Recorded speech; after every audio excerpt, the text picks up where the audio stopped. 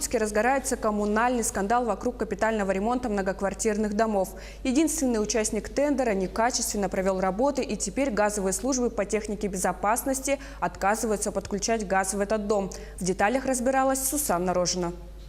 Жители дома по улице Проспект Ленина 7/2 вынуждены более 8 месяцев жить без газа. Всему виной подрядная организация, которая выполняла работы по капремонту. В моей квартире на 1,5 метра трубы газовой имелось 7 швов. И сегодня мне поставили непотребную трубу, которая где-то лежала в снегу. Она вся ржавая, и у нее вдоль всей длины трубы идет шов. Я, конечно, обеспокоена. После магнитогорских событий мы вообще все обеспокоены. Фонд капитального ремонта отмечает, подрядчик компания «Юнион» была единственным участником открытого тендера на проведение ремонтных работ.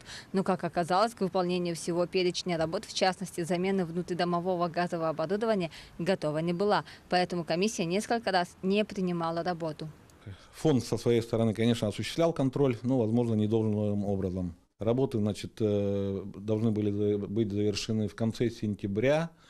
Значит, работы подрядчик завершил, была создана комиссия по приемке, выехали на приемку, работы забраковали. Значит, подрядчик начал переделывать и переделал в очередной раз, значит, свои работы. Опять была создана комиссия, это уже был, наверное, ноябрь месяц, да, и работы в очередной раз были забракованы.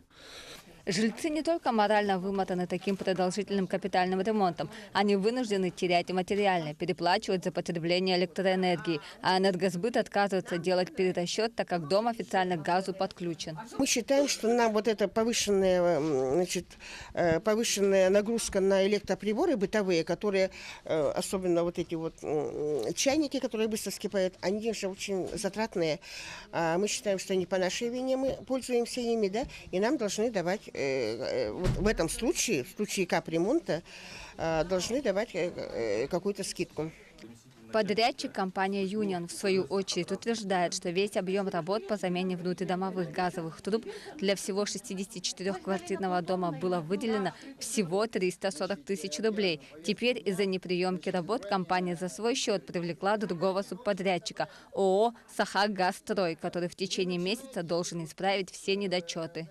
Поэтому в этой связи нами были переделаны полностью с нуля. В октябре месяце работы вот эти трубы, монтаж, демонтаж. И перед Новым годом УГРС опять же не принял эти работы. Поэтому сейчас уже 3-й раз мы за свой счет наняли Сахагазстрой, совершенно как на субподряд, другую иную организацию, которая с понедельника приступает и в течение месяца закончит эти работы. Фонд капитального ремонта и генподрядчик уверяют, в марте все жильцы этого дома будут полностью подключены к газу, и их мучения наконец закончатся. Сусанна Рожина, Георгий Григорьев, Джулус Иннокентьев, Якутск.